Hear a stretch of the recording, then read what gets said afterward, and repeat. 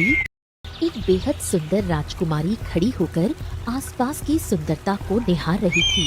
तभी अचानक आकाश से एक चील उड़ती हुई वहां आ गई।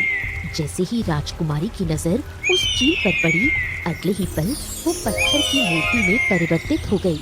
चील कुछ देर तक पत्थर बनी राजकुमारी को देखती रह गई, फिर वो वहां से उड़कर चली गई।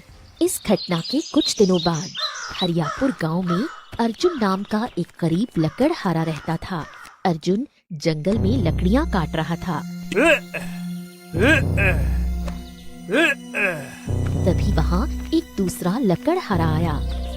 अरे भाई अर्जुन, अरे तुम यहाँ लकड़ियाँ काट रहे हो और दूसरी ओर तुम्हारा घर खतरे में है। ये सुनकर अर्जुन चौंक गया। क्या क्या क्या मतलब है तुम्हारा? अरे भाई, कल मैं गांव के महाजन से कर्ज मांगने गया था। वो तुम्हारे बारे में बातें कर रहा था। कह रहा था कि तुम्हारे पिताजी ने महाजन से कुछ समय पहले कर्ज लिया था और चुकाने से पहले ही तुम्हारे पिताजी चल बसे। महाजन ये कह रहा था कि वो तुम्हारे पास हिसाब किताब लेकर आएगा। अगर तुम कर्ज चुका दोगे तो ठीक है, नहीं तो भैया वो तुम्हारा घर कब्जे में ले लेगा, छीन लेगा तुमसे। ये सुनकर अर्जुन और ज्यादा चौंक गया। अरे भाई, लेकिन मेरे पिताजी महाजन से कर्ज लेंगे ही क्यों?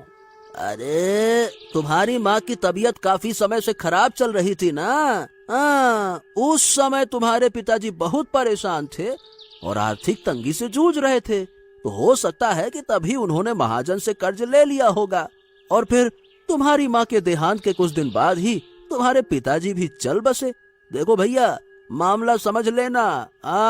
महाजन है वो, महाजन पाई पाई वसूल करता है। इतना कहकर दूसरा लकड़हारा वहाँ से चला गया। कुछ देर बाद अर्जुन अपने घर पहुँचा। घर पहुँचते ही महाजन का नौकर वहाँ आ गया। चलो चलो, भाई तुम्हें महाजन ने बुलाया है, चलो। अर्जुन ने लंबी और गहरी सांस ली।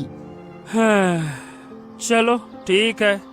कुछ देर बाद अर्जुन महाजन की हवेली में खड़ा था। महाजन ने अर्जुन की ओर देखा। हरि नारायण हरि नारायण। आओ आओ आओ अर्जुन, आओ आओ आओ।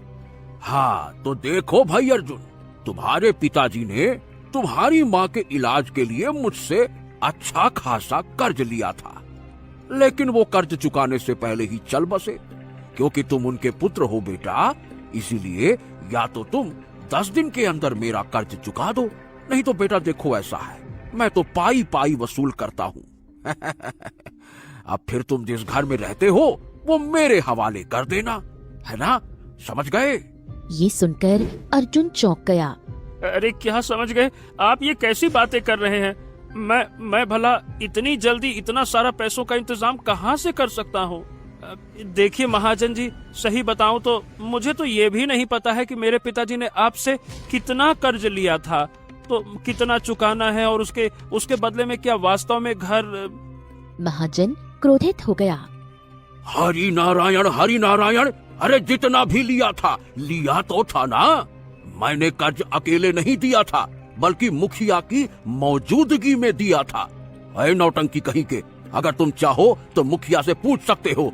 और ब्याज तो तुम जानते ही हो बेटा, ब्याज सहित रकम पूरे 50 सोने के सिक्के बनती है। या तो 50 सोने के सिक्के चुका दो या अपना घर मुझे दे दो। और ये फालतू की बातें ना करो, यहाँ से चुपचाप दफा हो जाओ। समझ गए? बात करते हो।